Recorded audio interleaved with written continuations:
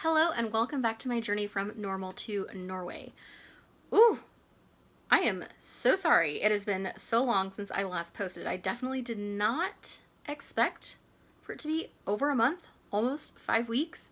I kept thinking about this all the time, as I always do, and wanting to post, and then I don't know about y'all out there, but days are just flying by. I mean, time is such a weird thing now, the passage of time. I just don't understand. It's almost November, for crying out loud. So, but I'm back. And I figured I should start with an update. Nothing too terribly exciting. And I did write down some notes on a sticky note so I would remember what I wanted to talk about in this video.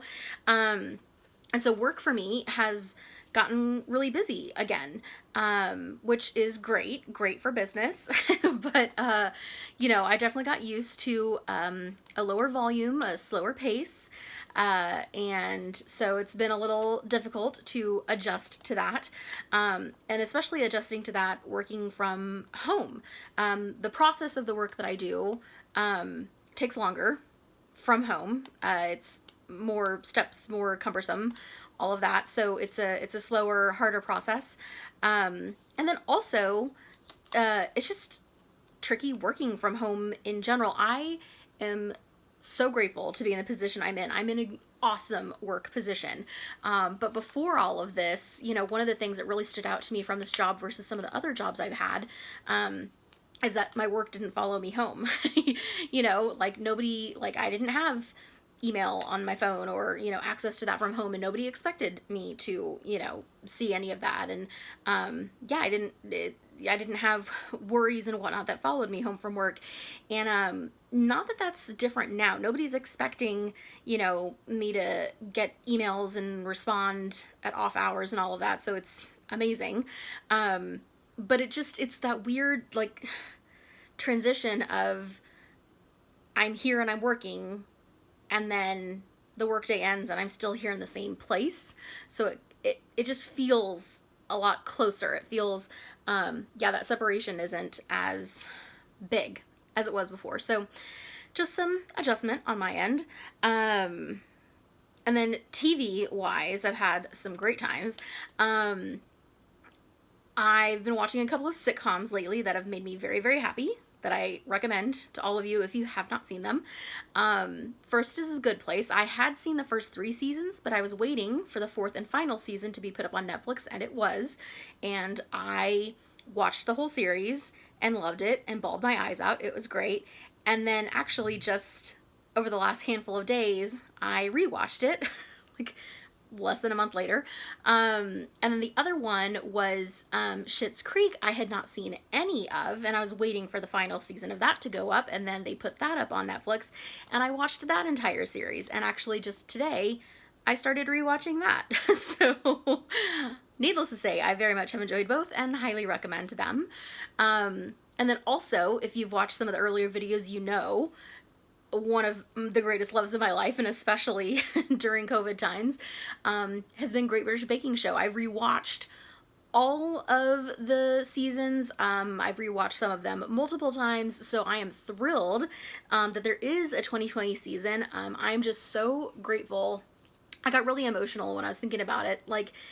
If you don't know, if you haven't been watching, this is not a spoiler alert, but something that they did in order for the season to be possible is they created a bubble, like the NBA, where, everybody who was involved in the show went and quarantined and was in this little bubble that nobody was allowed, in and out of, so that they could stay healthy and film the show in, very much like they have before. It's in a different location, but it's in the tent, and people are, close and hugging and can help each other out with, the stuff they're working on. And it just feels really safe and familiar and comfortable. And in the opening to the first episode, I was definitely crying because they were talking about how it's gonna feel familiar. And I'm just so grateful for everybody. I just think there's a crew behind the scenes who they also had to leave their families and go into this bubble and do this thing, and that they filmed this, I'm sure, for themselves, but also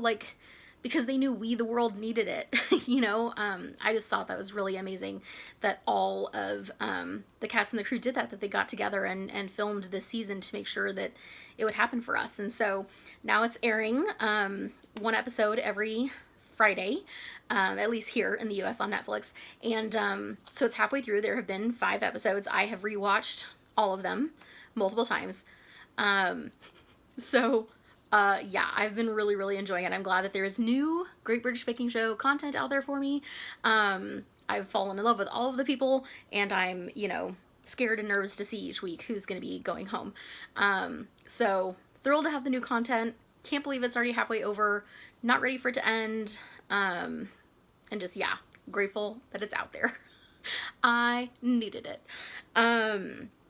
Let's see. Another thing happening here in the US is we've got a big election coming up in less than a week, which is hard to believe. You can't really see, but I'm wearing this t-shirt that says Pop for President. So it looks like a, you know, political slogan, but it has like basketballs, and Pop is Greg Popovich, the coach of the San Antonio Spurs, another one of my great life loves. So, you know, I'm just supporting voting in general. But yeah, they made it really easy for us here in California, which I'm also super grateful for. Like, everybody who's registered to vote, they sent out mail-in ballots. So I was able to track mine. I got it in the mail. I was able to fill it out and go drop it off at a ballot box. And then, like, again, tracking it, they were able to tell me, you know, when it was received and, you know, that it would be counted and everything. So I'm really glad that I was able to participate in that, you know, use my voice to the best of my ability.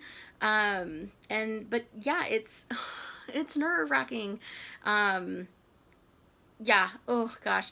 I'm definitely, like, the closer that election day gets, the more nervous I get. It's been a rough few years here in the US, and yeah, I just would really like to see some positive changes take place, and try not, maybe someday I will. I'm going to try not to get too political here, because I know there are, like, some of the people closest to me in the world very strongly disagree with me. And so, but I was just, yeah, just proud that I voted, that I, you know, cast my vote, did what I could, and we'll just have to wait and see. So who knows? Might be thrilling. It might be a very dark time here in the US. We'll have to see. And then also for next week, though, this is probably, like, good timing, I will be taking the week off of work. I have not done anything this year. I went to visit my parents in Texas back in February, right before all this went down. Or I guess while it was going down, we just didn't know at that time that it was. Which I think I, you know, did like a long weekend to go visit them. But other than that, like, I haven't gone anywhere. I haven't taken a vacation. I haven't used any of those days. And at work we have an accrual cap. Once you reach that number of vacation hours, you stop accruing them till you use them. And I'm about to hit that. So I'm going to be taking the week off work, which actually Tuesday is a holiday at my company. I'm very happy about that they've made Election Day a holiday so that everybody has an opportunity to vote. So it would be a shorter week anyway. And also, because of the pandemic, I'm not going anywhere. So I have plans. I've talked about it so much, y'all. You know, I've talked about it so much that I want to, like, dig in and finish up this whole apartment project. Like, declutter, reorganize, donate stuff, like, just, like, clean up and free up the physical space in my life, which I think will clean up and free up the rest of me, like, mentally, emotionally, like, you know, I think it'll just create space in me to move forward on, you know, pursuing things that I want to pursue. And I felt really, like, held back and buried, you know, by my stuff. And as I've also talked about here, I don't want to be a person about stuff. I want to be a person about experiences. I want to go out and live my life. So hopefully next week, having that solid chunk of time off from work, and not just, you know, a short, quick weekend that feels like it doesn't exist, I will dig in and do this. I mean, I've I did the bathroom a few months ago. I did the kitchen about a month ago. So it's really the big rooms, the bedroom and living room, that I need to do. But my plan is to use my time next week to do that. And my kind of like extra like motivation and treat idea is if I'm successful in doing that and cleaning this place up and, you know, getting it looking good and feeling good for me, then my plan is when I have a few days off from work over Thanksgiving, I can decorate for Christmas. I love Christmas decorations, the Christmas tree and the ornaments and all of that. And I didn't do it last year, which felt like a kind of a bummer. And so I'm really hoping to put those up over Thanksgiving, so I'll have them to enjoy throughout the entire season, and I'll be here home alone for Christmas. And so I'm hoping that, yeah, it'll just kind of like add to the festive mood and make just the holidays like more exciting and feel better. So that's it. That's the game. That's the motivation. That's the plan. I will be checking back in with you to let you know how it goes. So yeah, big week coming up. Personally in my small little life, and then in this entire country. Yeah, big stuff. Okay.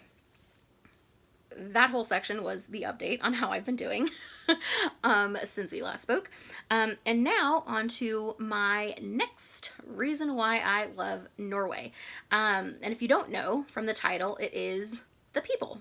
It's interesting because some of the things I've read have talked about Scandinavians as being more reserved and not unfriendly, but like, you know, they're not gonna like smile and talk to you in the street, and and almost like kind of like painting them in this light that I'm like, that doesn't feel right to me.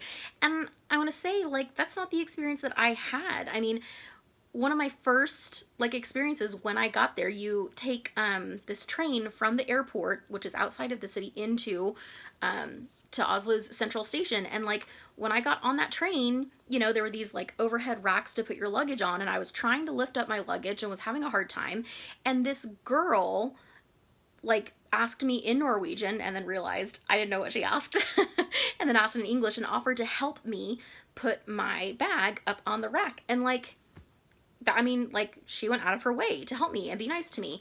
And then, like, if you've watched my, recap video about my trip there last year, like, you'll know that there was this amazing family that I met that, kind of took me in, and especially, like, invited me into their home for their big national holiday that I was there for. And, like, I spent the whole day with them. So I really experienced very, very nice Norwegian people going out of their way to be nice to me and to help me out.